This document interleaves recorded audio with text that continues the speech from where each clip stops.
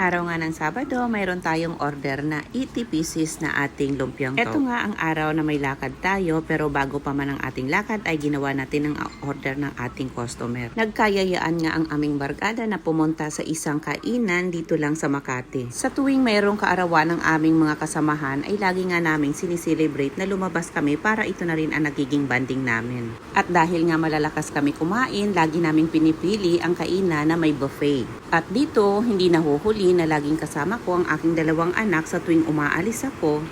Lagi ko silang kasama. So dito, nag-enjoy ang dalawa kong anak. Sobra nilang nagustuhan ang lahat ng mga pagkain dito sa ating buffet. Ito nga ang pinili namin na buffet dahil talaga naman nag-i-enjoy ka sa mga pagkain nila.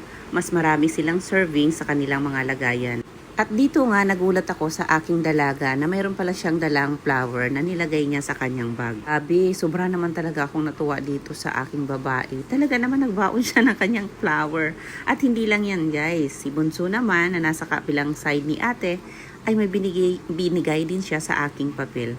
At eto, naglabas pa si ate ng kanyang isang sulat na naglalaman ng mensahe. At bilang isang nanay, syempre natutuwa tayo dito dahil ito ay ang ating kaarawan. Nag-celebrate tayo dito sa Buffet 101 SM Makati. So si Bunso, guys, nag-i-enjoy talaga yan siya kumain ng ganyang mga pagkain. So ayun lamang, bye-bye for today's video.